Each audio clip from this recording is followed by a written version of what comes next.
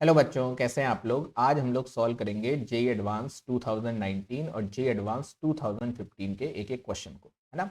दोनों ही question hydrocarbon से belong करते हैं। एक एलिफेटिक हाइड्रोकार्बन का है और एक एरोमेटिक हाइड्रोकार्बन का है। Rules are same. सबसे पहले आप वीडियो को पॉज करें, क्वेश्चन को खुद से सॉल्व करने की कोशिश करें, उसके बाद ही इस वीडियो को देखें। देखिए, सबसे पहला क्वेश्चन देखिए। सबसे पहले क्वेश्चन में कह रहा है एक रिएक्शन दी है, आप उसमें पी बनाइए और पी में कितने हाइड्रोक्सिल ग्रुप हैं आपको ये बताना है।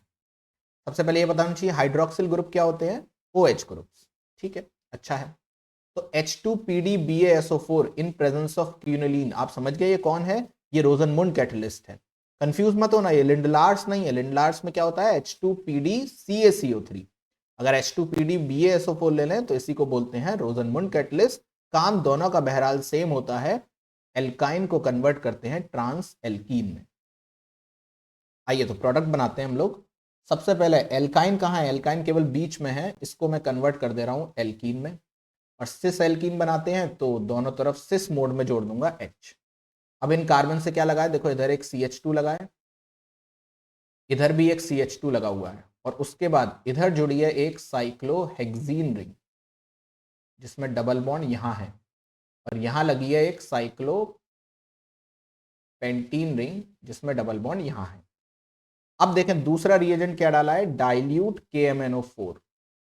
रूम टेम्परेचर पर डाला है, हीट नहीं किया है। अगर हीट कर देते तो गड़बड़ हो जाती है ना, हीट कर देते तो डबल बॉन्ड को तोड़ देता, ऑक्सीडेटिव ओजोनोलिसिस करा देता।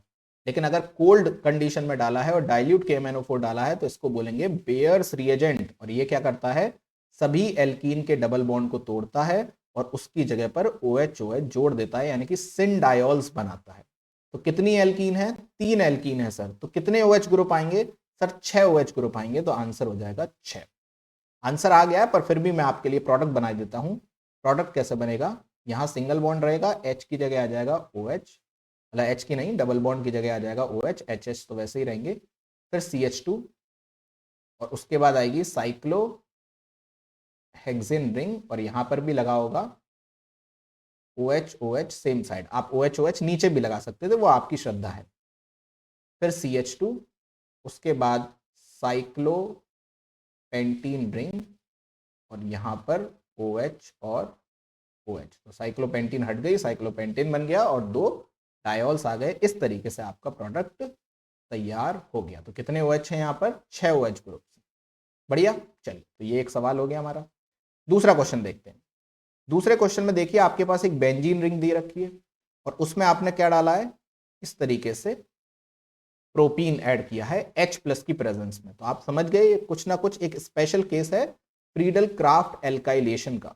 जब आप इसमें H+ डालोगे तो एल्कीन H+ पे अटैक करेगी, एक तरफ जुड़ेगा H, एक तरफ बनेगा कार्बोकैटाइन। कार्बोकैटाइन कहां बनाओगे, यस जहां पर वो स्टेबल हो, 6 अल्फा H के साथ यहां पर कार्बोकैटाइन स्टेबल है। फिर उसके बाद क्या होगा, बेंजीन इस कार्बोकैटाइन पे अटैक करेगी और आपके पास बनकर तैयार होगा आइसोप्रोपाइल बेंजीन, या जिसको प्यार से कुछ लोग क्यूमीन भी बुलाते हैं। How mean, no cumene. ठीक, चलिए बढ़िया। अब इसमें क्या डाला, रेडिकल इनिशिएटर के साथ O2 प्रेजेंस। ठीक है, तो O2 क्या होता है, डिंग डिंग ऐसे करके 2 बॉन्ड होते हैं।